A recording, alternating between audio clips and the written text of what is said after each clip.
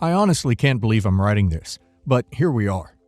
I, 25 male, have had a complicated relationship with my father for most of my life. My mom passed away when I was young, and he remarried my stepmom, Linda, when I was 13. From the start, Linda was never particularly warm to me, but I thought maybe she just needed time to get used to me. Little did I know that her adjustment period was just a preview of what my life with her would be like. Growing up, I was always made to feel like I was in the way. I'd get comments about being too loud or too messy, and there were endless rules about where I could go in the house and how I should behave. My father never really intervened or stood up for me.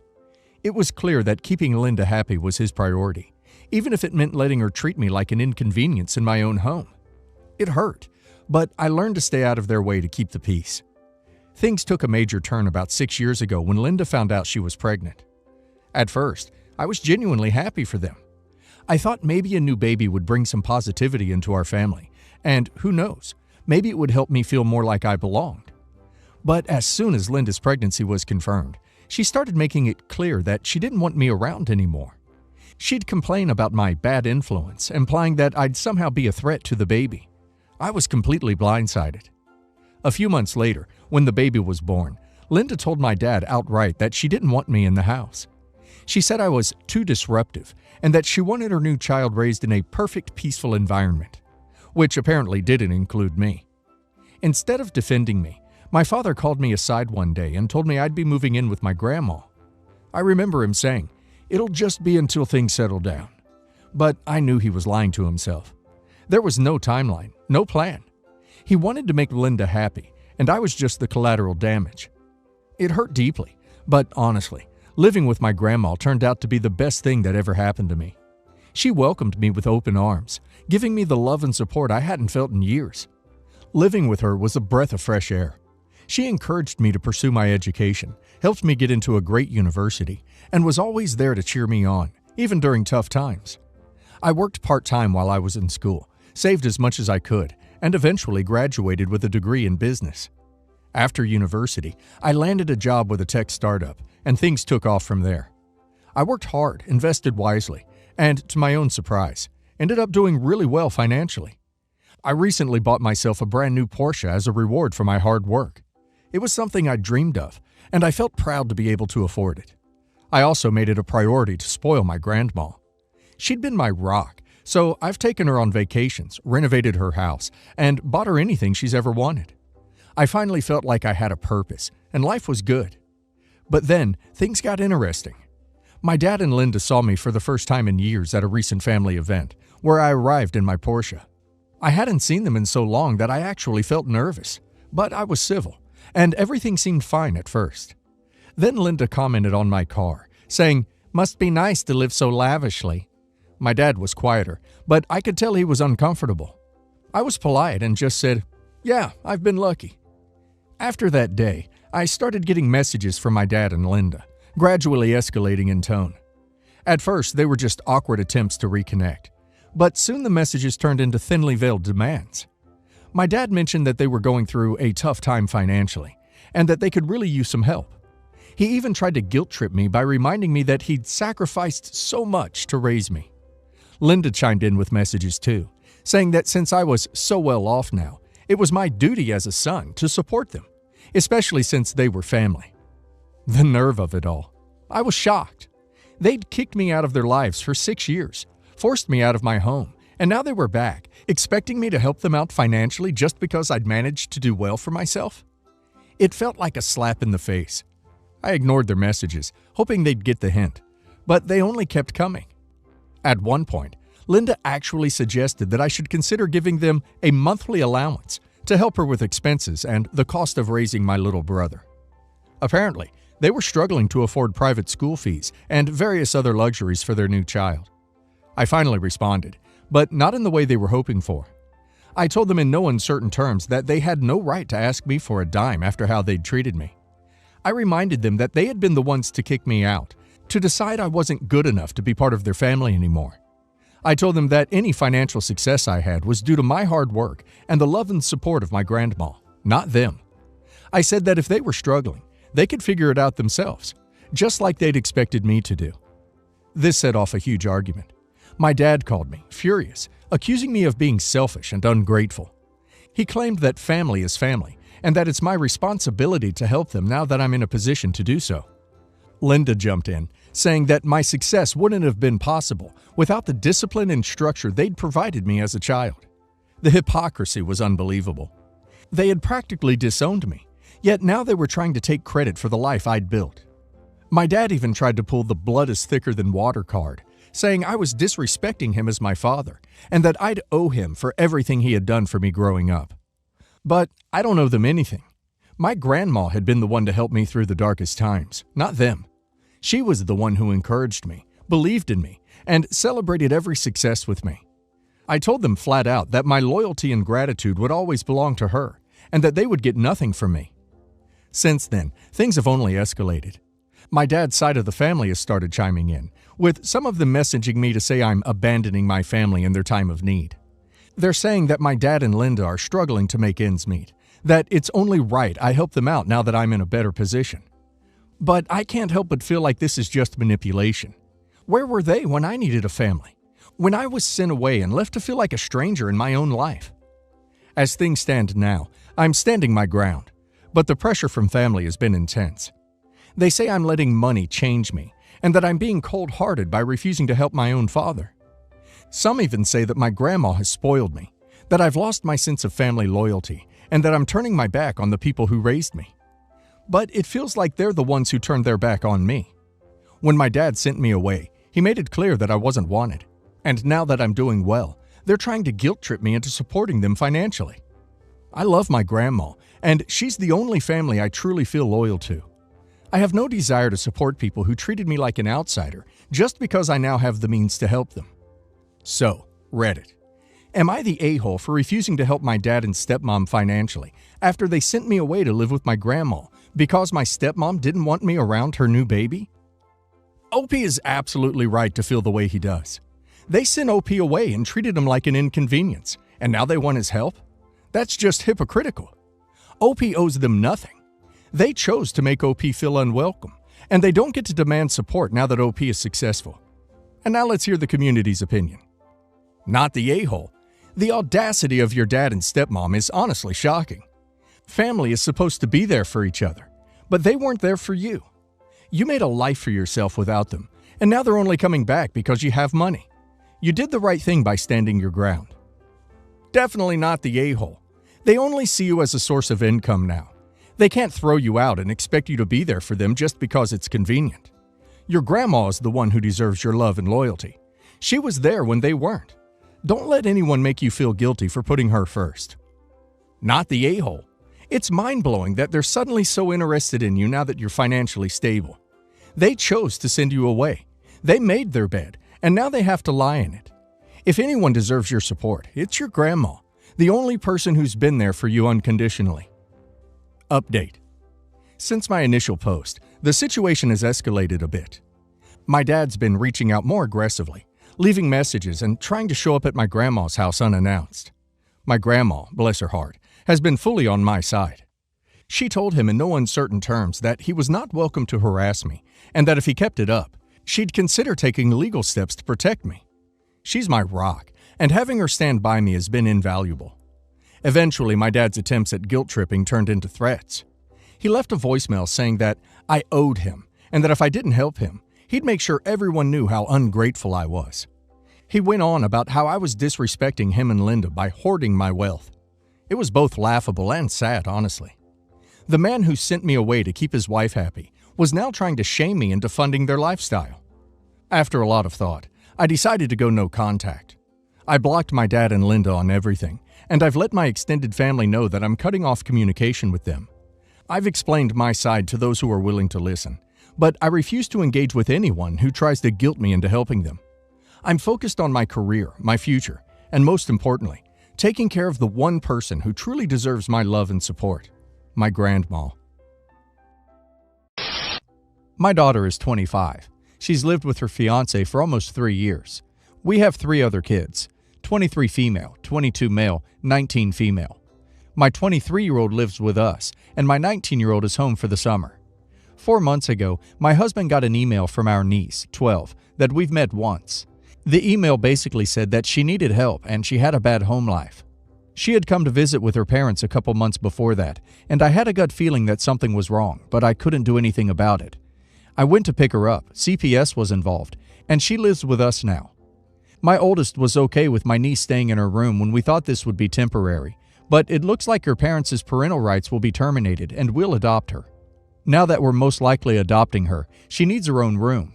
Giving her my oldest daughter's room just makes the most sense because she doesn't live here anymore. I called her and told her it looks like we'll be adopting niece. She needs a bedroom, and her bedroom makes the most sense because she doesn't live here anymore. It's the biggest, and it's closest to our room. We told her we'll be packing her stuff and we can keep it in the garage for a few months, but she needs to come and sort through it and decide what she wants to keep and what she wants to give away. She told us that if we give away her room, she'd never speak to us again. We tried talking to her about it because it can't stay her room forever, and we have someone that needs it, but she still said either we keep her bedroom and figure out another place to put niece, or lose her forever. We thought she'd calm down eventually and converted the room to my niece's room. We packed all of my daughter's stuff and it's waiting in the garage for her. She won't talk to us and we're uninvited from her wedding, so I want to know what we should do. Yikes! She really thinks she should get to keep a room at a house she doesn't live in. As a 25-year-old adult, I'd let her throw this fit and act a fool. This is completely ridiculous. That 12-year-old needs your help. Your daughter needs to grow up. That girl sounds like she's been through hell, and your daughter luckily sounds like she didn't have a life like that, so she should be thankful. Your daughter is 25, hasn't lived with you in 3 years, and is throwing a tantrum because her 12-year-old cousin, who you saved from an aggressive home, is sleeping in her room? There's something wrong with her. Was she always a spoiled, entitled brat? Wow, your daughter is super entitled. Has she not for 1 second thought about what your niece is going through? Also, it's not her room. You own the room, and you allowed her to use it when she was growing up. She's being pathetic. Honestly, just say to your daughter that you're helping your niece, now daughter, and that your new daughter has every right to that room as she once did. When she's willing to grow up and talk to you again, that you'll be here.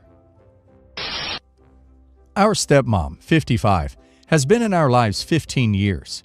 She's a gossip, gives unsolicited advice on everything happening in your life, and is overall pushy and abrasive. The whole family tolerates her, but she's too irritating for anyone to be her friend, except my dad. She was at the wedding, which was perfect until the reception. It was a fish steak buffet. In short, many guests were waiting for the line to go down before dishing up, but the line wasn't shortening because some people who ate first went back for seconds. There were about 20 people who didn't get entrees.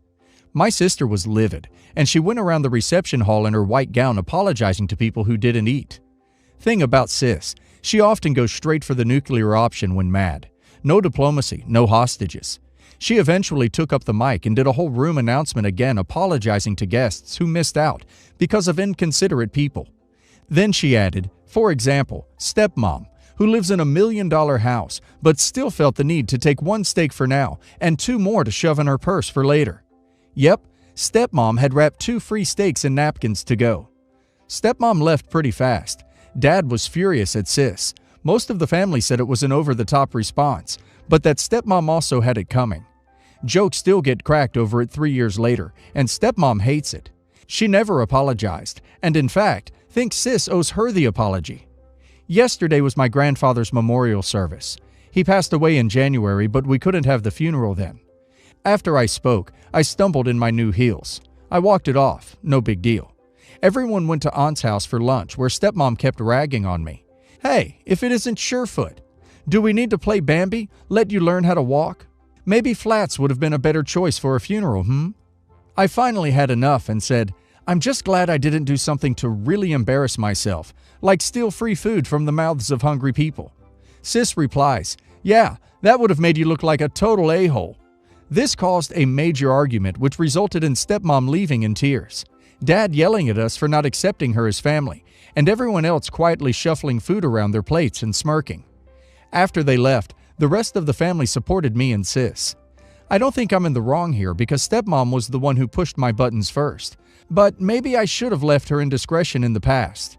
Am I the a-hole? Not the a-hole, and it's too late, but I've been at large gatherings with buffets, And the MC, or someone, tells people to go by the tables and makes it clear that everyone goes once before people go again, and sort of monitors who goes and gets food. It's pretty obvious when you do it that way who is cheating, except if someone does grab 3 steaks at once. Not the a-hole. She was in the wrong, and still 3 years later thinks she is the one who deserves an apology. I would bring that up forever until she realizes how much of an inconsiderate person she is. Not the a-hole. I am team you and your sis. Stepmom can cry all she wants. And what's up with your dad? Too blind to see what's right or wrong? I, 34 female. I'm a hairstylist and own a salon. My niece Camille, 17 female, has been expressing becoming a cosmetologist since she was in middle school. When she asked could she and her friend shadow me for a week to get a feel of what I do on a day-to-day basis, I of course told her yes. My niece has always been outspoken, but I never thought she would bring that attitude into the salon, especially since we talked about it. My sister and her husband let her get away with her sassy, rude mouth, but I'm not having it, so she knew what I expected. First, it was her telling the receptionist that she wasn't doing her job properly. That I had to reprimand her about. While her friend was laughing, she wasn't saying anything. Next, it was her taking pictures of my customers without their consent while they were in the middle of getting their hair done. Something else I spoke to her about. Last but not least, I caught her telling more than one of my stylists that they were doing a bad job of styling hair and needed to go back to school. Telling customers that their hair was a mess and should have come in sooner. I made her apologize immediately. I tell her to get her things and we leave. I let her have it once we dropped her friend off. I told her that she knew better and that her attitude wouldn't get far in this business. How disappointed and angry I am with her that she acted this way. That she couldn't come back to my salon until I say so. I asked what she was thinking. She said she was just speaking her mind. I told her no, that she was being rude and disrespectful. That just because she feels a certain way about something doesn't mean it gives her a right to speak on it. Obviously, I hurt her feelings because my sister called upset wondering why my niece was crying. And after I explained to her what happened, she goes off saying that she's still young and learning. I told her that she may be young, but she's old enough to know how to treat someone. That her excusing her behavior is part of the problem. It's different because I'm her aunt and everyone knew that. But it wouldn't have been the same outcome if she weren't my niece. That she's liable to say the wrong thing to someone and it turn out bad. She called me a bad aunt, saying that she'll never forgive me for hurting her daughter like that. Did I go too far? Am I the a-hole? Not the a-hole. That girl is in for one hell of a rude awakening when she goes out in the real world with that rude mouth. You tried. Good luck to them. Not the a-hole. You told her your expectations before going in, and she decided to ignore it. This is your place of work, and she is jeopardizing your relationships with your clients and coworkers. Honestly, this is one of the best things you could have done, because it shows that real life has real consequences. My dad came home from work one day to find all her things and their youngest daughters gone. It was ugly, and he was so sad. He wanted a divorce after 20 years of marriage. Less than a month later, he found out he had stage 4 cancer and had like a year. He only lasted 5 months. Now, my stepmom hated my brother and me. We were from his first marriage. I was made to live with his mother, my grandma, at like 8 years old. My grandma was the best possible mom ever, but I had such a lonely childhood. I never got to see my siblings, and my dad just listened to what she wanted to avoid arguments. She had my brother put in jail for some BS charges she made up at age 14. She kept us as far away as possible, but that changed when I turned 18 and finally got my license. Me and my dad saw or talked to each other every day. My brother got out when he was 21 and came to live with me at Grandma's. He had an excellent relationship with him also. Stepmom had started the process of divorce with the courts, but put it on hold when she found out he was sick and dying. The oldest of their 2 girls still lived with my dad, but she was no help at all. He called me crying one day because his house was trashed and there was dog crap everywhere. My sister said it would be good exercise for him to clean it up. He could barely get out of bed, let alone clean up after her dog. So I went over to clean, and my stepmom found out I was there. She came and literally dragged me out of the house, pissed I was there helping. I wanted to punch her so bad, but my brother stopped me. So I just started to walk home. My dad picked me up on the side of the road and we spent the rest of the day together. When he went to the hospital the last time, both my sister and stepmom kept telling the doctors to pump him full of pain meds. He ended up ODing and died. A mercy killing. He didn't want to die. I'm so glad I was there. I held his hand the whole time. It's like he waited till my stepmom left to go grab a sandwich. Somehow he knew she was gone and he could finally get some relief. When it came time to do the funeral stuff, she said she was too poor to do anything but cremation, and his birthday party we had planned in 4 days would be the only kind of service or call hours. When her dad died almost a year later, she had everything for him, including a church choir. I ended up paying for most of it, and honestly, it was a great send-off. He would have loved it. She told everyone he had no will or life insurance policy, and we believed her. So dumb. I didn't know it was all public records, and nobody really tried to find out. She let the house foreclose, and me and my brother got to pick through the leftovers to find things of his we wanted. My brother was supposed to get all of his tools, but most were gone or sold off. I had given my dad my old car, and she sold it, and when I told her I wanted the money, it was a big fight, but she eventually gave me less than half of what she got, but it was something. Now, 5 years later, we find out about the will. It was dated 2012. He claims to have only had their 2 kids. She gets it all. Me and my brother don't exist. She was the executor of the will, and her cousin were the seconds. There is no kind of letterhead or lawyer listed on it, and every initial of his in the margins are different. Also, no initials on the first or last page. It's clearly not his signature. On the next of kin file online, my brother and me are listed as locations unknown. We live a mile away. She even went as far as posting an article in some no-name newspaper trying to locate us to inform us of his death and to come forward or lose out. Ohio only gives 3 to 6 months to contest a will. I don't know what to do. I don't even care about the money. The witch stole my dad and made my childhood miserable. Is there anything at all we can do to make her pay? She and her daughters live a block away from Lake Erie now, and they all have new cars. They kinda cut ties with us about 3 years ago, which is fine with us. She should not be allowed to get away with this. Last I heard, my dad's ashes were in a garbage bag at the bottom of her closet. It's all so unreal, and I really needed this vent because I just don't know what to do. You need an estate lawyer who is well versed in this kind of thing. It seems like she defrauded your father's estate, and possibly his life insurance, and that's a big deal with a longer time to pursue than just contesting a will. You will want to go into that meeting with as much evidence as possible. Bring copies of the fraudulent will, the actual will, and anything with your father's signature from before his death, driver's license, any public paperwork, etc. You should also be realistic about your ability to collect anything from her. The estate lawyer will charge you real money to pursue the case, and you only get money if you win and she has any money to collect from. If her cousins and daughters were listed, you may also be able to sue them for being party to the fraud. But regardless, you can't receive money they don't have. If she committed insurance fraud, you will want to contact the Financial Crimes Department of your local police ASAP. The lawyer may advise that for the estate fraud anyway. Insurance fraud carries a possible penalty of 6 months to 5 years jail time in Ohio, depending on the amount defrauded. Life insurance typically isn't a small amount. My ex-girlfriend and I were together for almost 3 years. She always dreamed of taking a vacation to a country she loves. So for our 3-year anniversary, I wanted to surprise her with this vacation. But she ended up breaking up with me about 2 months before the trip because, according to her, we weren't working out anymore as a couple. It was really hard for me, but there was nothing else to do other than respect her decision. So I accepted the breakup and moved on with my life. At the end, the breakup was pretty amicable, but I still paid for the trip I was planning to take with her. My first plan was to get it refunded, but I would lose almost half of what I paid for because most of the planned activities weren't refundable. About a month after the breakup, I reconnected with an old friend with benefits, and we hit it off. We started talking more frequently and started spending more time together, but kept everything very casual. I was still stuck with the trip I booked, and instead of losing half of my money, I decided to ask my friend if she wanted to take this trip with me, and she agreed. We ended up taking the trip, and we had a great time.